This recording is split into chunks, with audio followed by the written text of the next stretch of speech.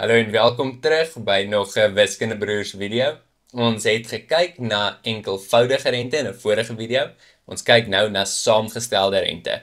Ek gaan nie vir jou sê wat jy moet doen nie, maar ek stel voor dat jy eers die enkelvoudige rente video deurkyk, want soveel van wat ons vandag oor gaan praat, gaan ek terugverwys na daai video. Alright, maar die idee van saamgestelde rente. Ek gaan nou nie weer rente verduidelik nie, ons het rente verduidelik in die vorige video, maar die idee van saamgestelde rente, wat anders is as enkelvoudige rente, kom ek gebruik weer dieselfde voorbeeld as in die vorige video. As ek R100 na die bank toe vat, en die bank sê vir my, hulle gaan my 10% rente gee. Ok, so kom ek sê 0 jaar, as ek die geld vir hulle vat, is dit R100. Na die eerste jaar gee hulle vir my 10% van R100. Dis R110. En jy kan nou sê, sover lyk dit presies soos enkelvoudige rente, en jy is reg, sover lyk dit presies soos enkelvoudige rente. Na die tweede jaar, nou sê die bank vir my, ok, ons gaan nie nou vir jou weer 10%, ons gaan nie weer vir jou 10% van die oorspronklike bedrag gee nie, ons gaan vir jou beter doen. Ons gaan vir jou nou 10% van jou nuwe bedrag gee. Nou wat's 10% van 110? Dis R11. So nou kry ek R11 by en ek het R121. Jy is onthou met die enkelvoudige rente, na 2 jaar het ek net R120 gehad. Ek het nou R121. Ja, ok, dis net R1, maar dit maak nie saak nie.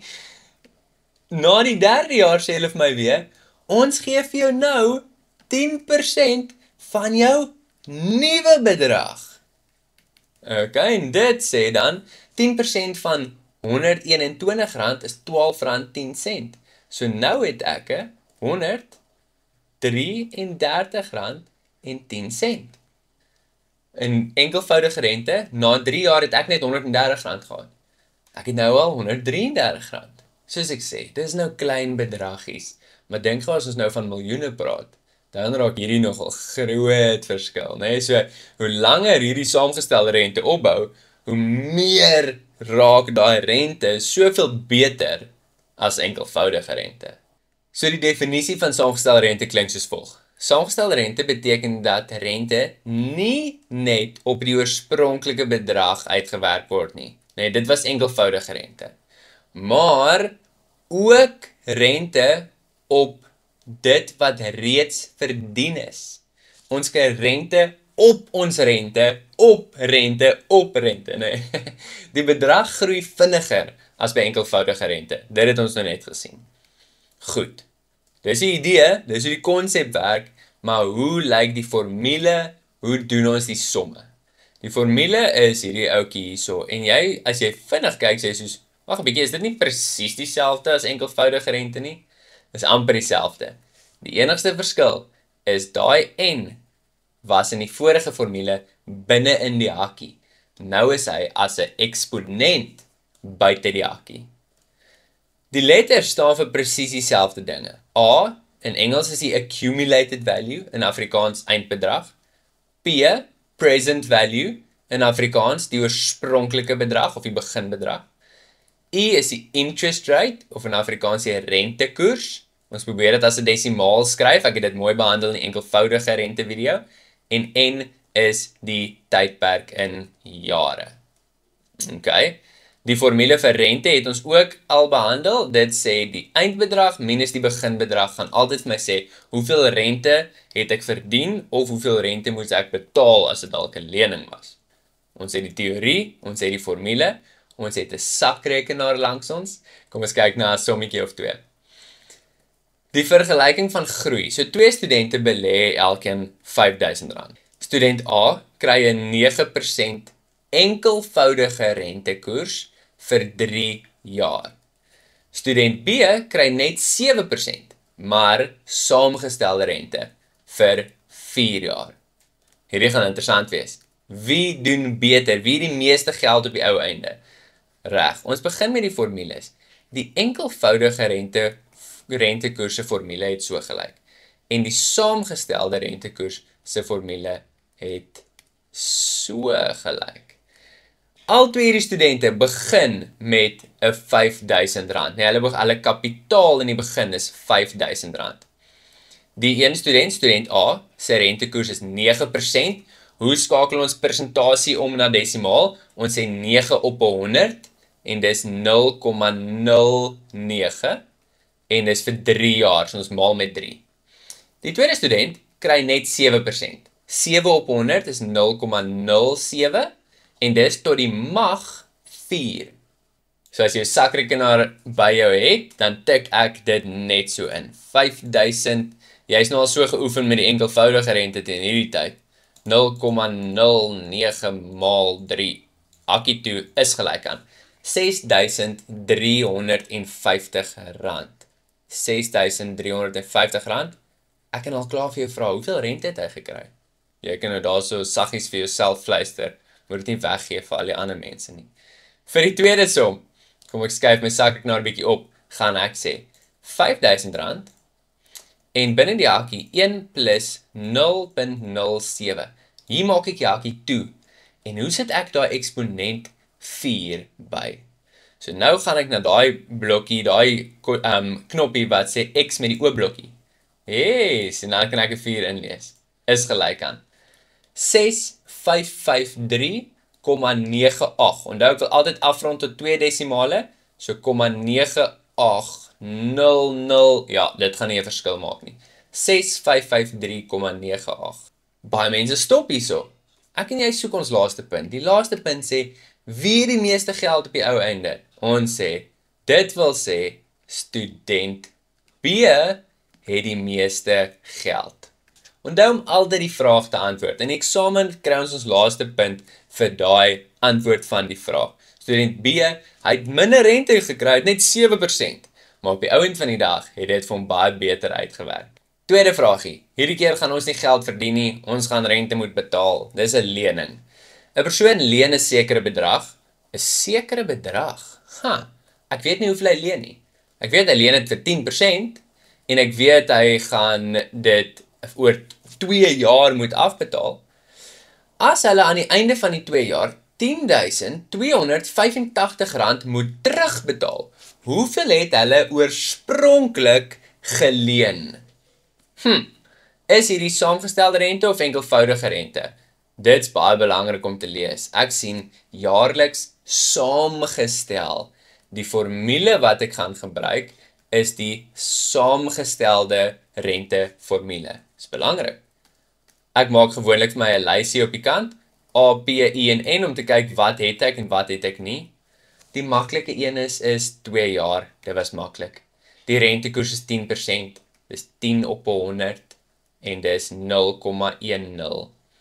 Nou, daai R10.258, is dit waarmee jy begin of is dit waarmee jy eindig? Ons lees mooi. Hulle sê, aan die einde van die 2 jaar moet hy R10.000 terugbetaal.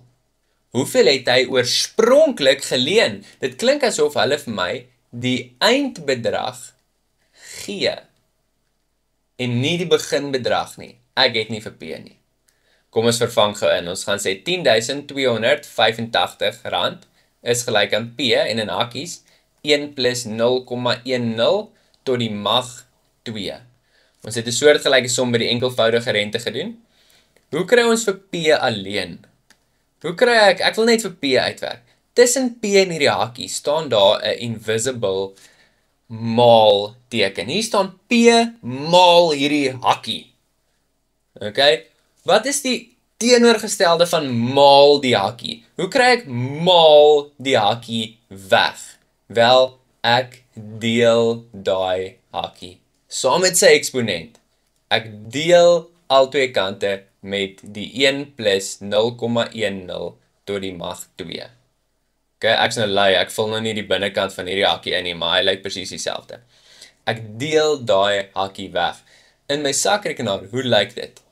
So, dit gaan sê 10.285 en nou onthou wat cool is van hierdie sakrekenaar, hy het daai breekknoppie. So ek kan net die breek insit met die hakkie 1 plus 0,10 maak jy hakkie toe Ek onthou, daar was 'n eksponent knoppie waar ek 'n 2 kan insit. Presies soos wat ek het geskryf het, presies so lees ek dit in my sakrekenaar in. En dan sien ek, die beginbedrag P was R8.500. Hierdie persoon het 'n lening gemaak van R8.500 en hulle moes 2 jaar later R10.285 betaal. Ons het die vraag geantwoord, wat was die beginbedrag? Maar het ons die vraag geantwoord, wat is die rente wat hulle moes betaal?